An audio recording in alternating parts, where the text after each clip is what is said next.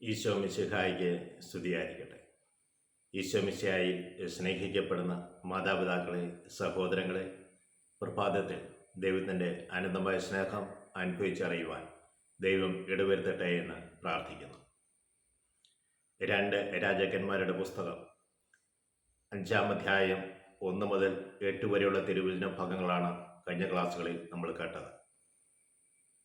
കുഷ്ഠരോഗിയായ നാമാൻ, സിറിയയുടെ സൈന്യാധിപനായ നാമാൻ, കുഷ്ഠം സുഖപ്പെടുവാൻ വേണ്ടി ഇസ്രായേലിൻ്റെ രാജാവിനെ കാണുവാൻ വരുന്നത് 3 പ്രധാന കാര്യങ്ങളുമായിട്ടാണ്. ഒന്ന്, 10 താലന്ത് വെള്ളിയും 100 ഷക്കൽ സ്വർണവും 10 വിശിഷ്ട വസ്ത്രങ്ങളുമായിട്ടുമാണ് നാമാൻ രാജാവിനെ കാണുവാൻ വേണ്ടി വന്നത്. രാജാവ് കുപിതനായത് നമ്മൾ കണ്ടു. എന്നാൽ ഇസ്രായേലിൻ്റെ പ്രവാചകനായ എലീഷ പറയുന്നത് കേട്ട് നാമാൻ്റെ രഥവും കുതിരകളുമായി എലീഷയുടെ വീട്ടുപടിക്കലെത്തി. എലീഷ ഭൃത്യനോട് പറഞ്ഞു, നീ ചെന്ന് നാമാനോട് പറയുക, 7 പ്രാവശ്യം ജോർദാനിൽ കുളിക്കുക, അപ്പോൾ നിന്റെ ശരീരം ശിശുവിൻ്റേതുപോലെയാകും, പൂർണ്ണമായി സൗഖ്യം പ്രാപിക്കും. ഇത് കേട്ട് നാമാൻ കുപിതനായി തിരിച്ചു പോരുകയാണ്.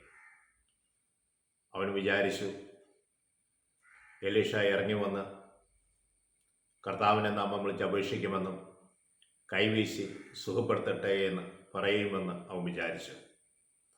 അതൊന്നും സംഭവിച്ചില്ല. 7 പ്രാവശ്യം ജോർദാൻ നദിയിൽ പോയി കുളിക്കാനാണ് പറഞ്ഞിരിക്കുന്നത്. നാമാൻ പറയുകയാണ്, ദമാസ്കസിലെ പ്രധാനപ്പെട്ട 2 നദികളുണ്ട്, അത് ജോർദാൻ നദികളെക്കാളും വിശിഷ്ടമല്ലേ? അത് ഒന്ന് ഫാർപ്പാറും, രണ്ടാമതായി പറയുന്നത് ബാൽഷാറുമാണ്. ഈ 2 നദികളും ജോർദാൻ നദിയേക്കാളും വിശിഷ്ടമല്ല എന്ന് ചോദിക്കുന്നു. എന്നാൽ നാമാൻ്റെ പരിചാരകര് നാമാനോട് പറയുന്നുണ്ട്, പിതാവേ, പ്രവാചകൻ അങ്ങയോട് ഇതിൽ ദുഷ്കരമായ ഒരു കാര്യം പറയുകയാണെങ്കിൽ അതങ്ങ് ചെയ്യുമായിരുന്നില്ലേ? അവയിൽ എത്രയും നിസ്സാരമാണ് ജോർദാൻ നദിയിൽ പോയി കുളിക്കുക എന്നുള്ളത്. നാമാൻ അപ്രകാരം ചെയ്തു. നാമാൻ്റെ കുഷ്ഠരോഗം പൂർണ്ണമായി മാറി. അവൻ സൗഖ്യപ്പെട്ടു. അതേ, ദൈവത്തിൻ്റെ പ്രവാചകന്റെ വാക്കനുസരിക്കുമ്പോൾ അത് നമ്മുടെ ജീവിതത്തിൽ വലിയ അനുഗ്രഹം കൊണ്ട് നിറയുകയാണ്. ദൈവവചനം വായിച്ച് ദൈവവചനത്തിലൂടെ ദൈവം നമ്മൾ സംസാരിക്കുന്നു എന്ന് തിരിച്ചറിയുമ്പോൾ ആ വചനം നമ്മളെ സൗഖ്യപ്പെടുത്തും. ദൈവം എപ്പോഴും നമ്മുടെ കൂടെ ആയിരിക്കുവാനും നമ്മളെ സുഖപ്പെടുത്തുവാനും ആഗ്രഹിക്കുന്നുണ്ട്. എൻ്റെ ഹൃദയം കാണുന്ന കർത്താവ്, എന്നെ വ്യക്തമായി മനസ്സിലാക്കുന്ന കർത്താവ്, നീ തളരുവാനോ തകരുവാനോ അനുവദിക്കില്ല. എപ്പോഴും നിന്നെ കരുപിടിച്ച് ഉയർത്തുവാൻ അവിടുന്ന് ആഗ്രഹിക്കുന്നു. നിന്നെ ഉയരങ്ങളിലേക്ക് ഉയർത്താനാണ് ദൈവം ആഗ്രഹിക്കുന്നത്. ഏത് മേഖലയിലാണെങ്കിലും, സാമ്പത്തിക മേഖലയിലാണെങ്കിൽ, രോഗത്തിൻ്റെ മേഖലയിൽ നിനക്ക് സൗഖ്യം നൽകുവാൻ, നിന്റെ മനസ്സ് തളർന്നിരിക്കുന്നുണ്ടെങ്കിൽ അതിൽ നിന്ന് നിന്നെ ഉയർത്തെഴുന്നേൽപ്പിക്കുവാൻ, നീ അതിൽ കിടന്ന് കറങ്ങാതെ നീ ഉയർത്തെഴുന്നേൽക്കണം. ദൈവത്തിന് വാക്ക് കേട്ട് ജീവിക്കാൻ ശ്രദ്ധിക്കുക. പ്രിയ സഹോദരങ്ങളെ, ഏതാനും വർഷങ്ങൾക്ക് മുൻപ്, ഏതാണെന്ന് പറയാൻ പറ്റില്ല, 20-25 വർഷങ്ങൾക്ക് മുൻപ്, പ്രത്യേകിച്ച് മല്ലപ്പള്ളി ഭാഗത്ത്, വായ്പൂർ ഭാഗത്ത് അനാഥരെ ശുശ്രൂഷിക്കുന്ന ഒരു സഹോദരിയുണ്ട്, പൊന്നമ്മ ചേച്ചി. സ്വന്തമായ സ്ഥലത്ത് കെട്ടിടമുണ്ടാക്കി നിർധനരായിരിക്കുന്ന ജാതിമത ഭേദമന്യേ അവരെ കൊണ്ടുവന്ന് അവർക്ക് ശുശ്രൂഷ നൽകി, അവർക്ക് ഭക്ഷണവും വസ്ത്രവും എല്ലാം നൽകി, ആരുടെയും ഒന്നും മേടിക്കാതെ ചെയ്യുന്ന കാരുണ്യപ്രവൃത്തി ചെയ്യുന്ന ഒരു ചേച്ചിയുണ്ട്.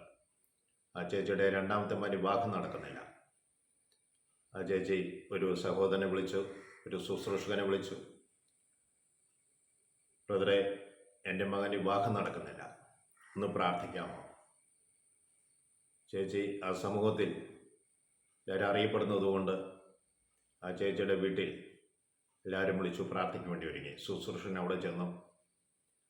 അദ്ദേഹം പിതാവായ ദൈവത്തിൻ്റെ ഈശോ പഠിപ്പിച്ച പ്രാർത്ഥന ചൊല്ലി, നന്മ നിറഞ്ഞ മറിയുമെന്നുള്ള പ്രാർത്ഥന ചൊല്ലി. അദ്ദേഹം പറഞ്ഞു, അവൻ്റെ വിവാഹം ഇന്ന മാസം ഇത്രാം തീയതി നടക്കും.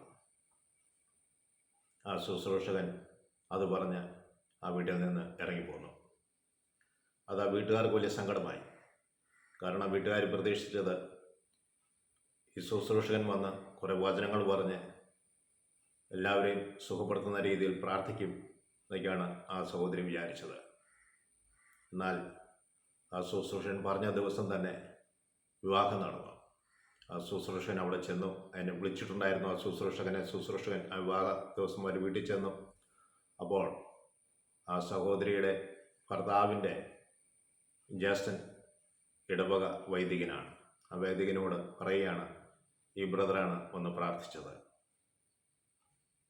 ഞങ്ങൾ ഒത്തിരിയേറെ പ്രതീക്ഷിച്ചു, പക്ഷേ 5 മിനിറ്റിനകത്ത് പ്രാർത്ഥന കഴിഞ്ഞ് ബ്രദർ ഇറങ്ങിപ്പോയി. പ്രിയ സഹോദരങ്ങളെ, മനുഷ്യൻ പ്രതീക്ഷിക്കുന്നത് പലതുമുണ്ട്. ദൈവം ആഗ്രഹിക്കുന്നതാണ് പ്രവാചകൻ പറയേണ്ടത്. അവൻ്റെ ദൗത്യം കഴിഞ്ഞു, അവൻ ഇറങ്ങിപ്പോയി. അത് നിസ്സാരമായി ഒരു കരുതിയെങ്കിലും ആ പറഞ്ഞ മാസത്തിലും ആ പറഞ്ഞ ദിവസത്തിലും വിവാഹം നടന്നു. സ്നേഹമുള്ളവരെ, ദൈവസന്നിധിയിൽ നമ്മുടെ ഹൃദയം ഉയർത്താം. ദൈവത്തിൻ്റെ കാരുണ്യം നമ്മുടെ മേൽ വന്ന് വർഷിക്കട്ടെ എന്ന് പ്രാർത്ഥിക്കാം. ഞങ്ങളെ ശ്രദ്ധിക്കുന്ന സഹോദരങ്ങളുടെ മേലേക്ക് വലിയ ശക്തിയായി പരിശുദ്ധാത്മാവിന്റെ അഭിഷേകം കൊണ്ട് നിറയട്ടെ എന്ന് പ്രാർത്ഥിക്കുന്നു. ആശ്രയ മാതാവേ, എല്ലാ മക്കൾക്കും വേണ്ടി ഹൃദയമായി മധ്യസ്ഥം വഹിക്കണമേ. പിതാവിനും പുത്രനും പരിശുദ്ധാത്മാവിനും സ്തുതി. ഈശോ മിശിഹായ്ക്ക് സ്തുതിയായിരിക്കട്ടെ.